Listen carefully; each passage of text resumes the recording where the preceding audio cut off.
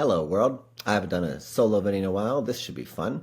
I, of course, had to start it off with a good hook of how to detect a good CEO through eye movement, which of course everybody's going to get mad at and be like, that's not fair. I need you to listen to my idea. I need you to listen to what I'm saying.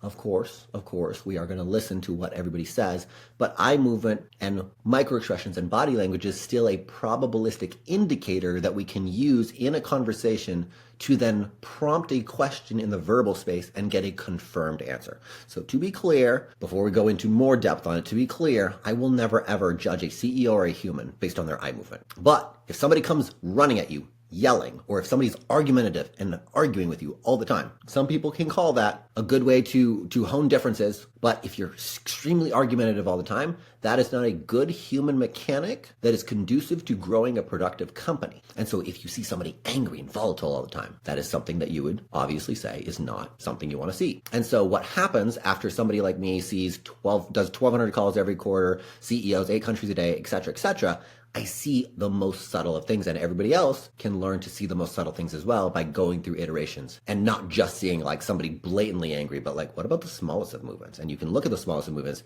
And again, we want to map them from what are the mechanics of running a great company, and then say, what is the layer 2, what is the human mechanics needed to be a great operator of that great company? And then layer 3 is what in the WebTM spectrum, words, eye movement, body language, tone of voice, and microexpressions, what in the WebTM spectrum would you see that indicates the good human mechanic, which then is conducive to the company? So it's a very mathematical thing. We have written 4 billion variable functions that actually map the WebTM to the human mechanics to the productive company outcome in terms of revenue outcomes and customer impact outcomes. And so let's talk about a little bit of that.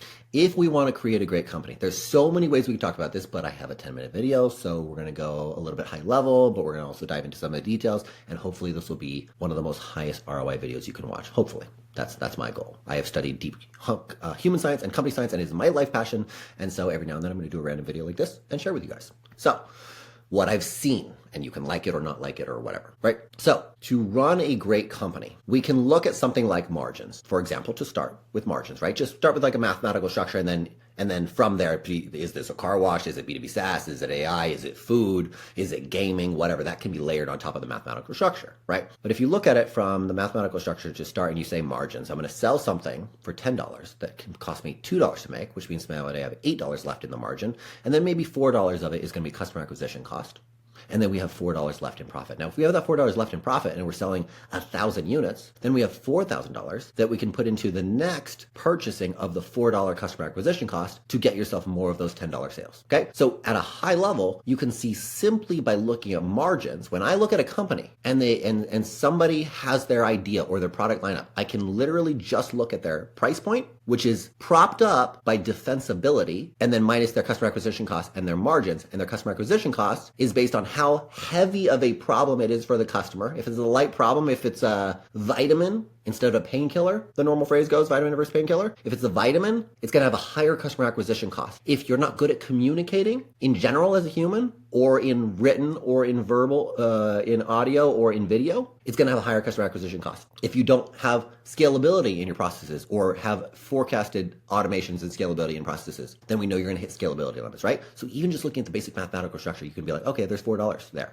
and that's your fuel. Now, if I have a passionate CEO in front of me who's really, really good at what they do, and they're going to be continuing to dive in and be passionate at what they're doing for the next 2 years, 5 years, 10 years, which means their seed of defensibility of their skill set being baked into their product or service to then go and solve a customer problem or desire at a certain margin size with a certain fuel, which indicates the speed of growth of the company. If I see a certain passionate founder in front of me who really knows their stuff and is going to continue to master their trade even more, which creates a path of increasing defensibility from the seed of defensibility, then I can know this as one of many human mechanics of passionate founder and really knows their stuff and has word precision, numbers, and dates, WPND, when they talk, word precision, numbers, dates, not general concepts and abstracts, which is what you see in a lot of CEOs that are not successful. If they have that, then you see this good human mechanic leading to a good company mechanic of better margins, better pricing. Also,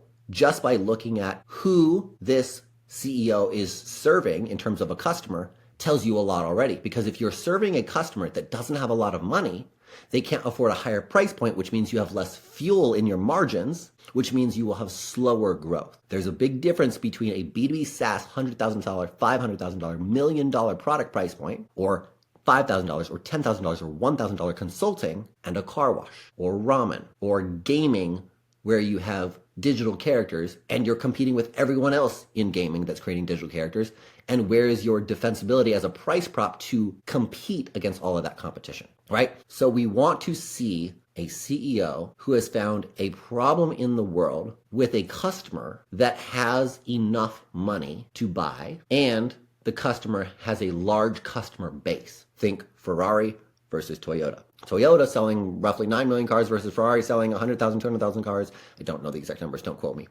And both of those, in those cases, are still successful, but you can get to much higher overall customer impact and size of revenue and size of exit value. The higher the price point is, just on the mathematical structure alone, just on the price point and the margins, and that comes from the defensibility and the skill set and the passion of this particular founder.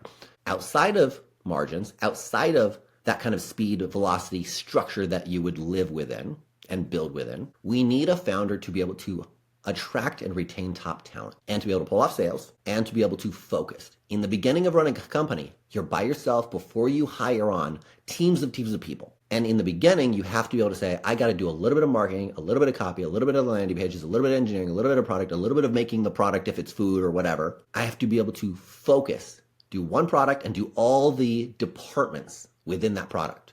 If I lose focus and put my time across 5 different products, or I try to spend too much time mastering marketing or product and be really, really good and perfectionist on the product, but not spend time on marketing, getting it out, and iterating with the customers, I lose focus.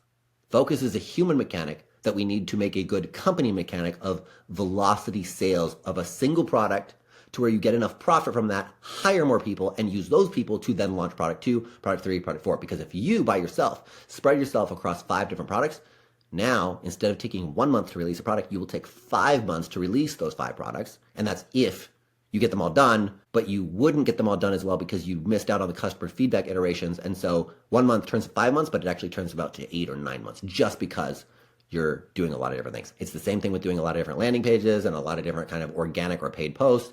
We have to look for a human mechanic of focus, and we have to look for a gravity ball of a human. The top trait of a CEO is to be a gravity ball, to be able to pull in customers, partners, investors if you are on that track, which is only 1% of companies, so most people are not. So customers, partners, investors, and employees. And this means you have to be able to, we have about 30 seconds left on this video, so we're not going to be able to cover a lot more stuff.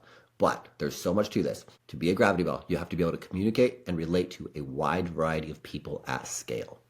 Different countries, different cultures, different age groups, genders, income levels, education levels, value systems, personalities. Most people fail here. Most people still have too much trauma within themselves, which is the number one blocker of success and failure. It's the number one blocker of getting to become a gravity ball, is because you're so worried about yourself, your own identity, your own needs, your own desires, how you've been traumatized by other people in the world, that now you can't give to other people. You can't listen to this employee or this customer into what they really, really want. And then you be able to say, oh, yeah, let me take care of that for you. And let me listen intently to your nonverbals as well. The whole WebTM spectrum, words, eye movement, body language, tone of voice, microexpressions, the whole WebTM spectrum. Let me really listen to what you want, and then let me provide that value. No, I'm still too busy trying to go after and solve my needs, right? So we want you to become a gravity ball. So when you see a CEO that has a lot of people around them, that is the most successful CEO that you're going to see, is the one as a gravity ball, and has kindness and listening and attention to detail and a lot of other traits that we talk about. And just like this video is only going to get you directionally in the right direction. All of our content and anybody else's content online is only going to get you directionally in the right direction, directionally correct. You cannot learn to run a company based on listening to advice online. You need to get with a consultant. It doesn't have to be me or us, but you have to get with a consultant or a mentor who's done these things so they can customize it. Again, we wrote a 4 billion variable function that optimizes the entirety of a company, everything from one-on-one meetings to hiring to interview questions to how code is written to how you run your project management to how you name your Slack channels. Directional advice online will get you in the right direction, but you need to step it up to the next level. And this is a super high level video, so I hope you guys enjoy.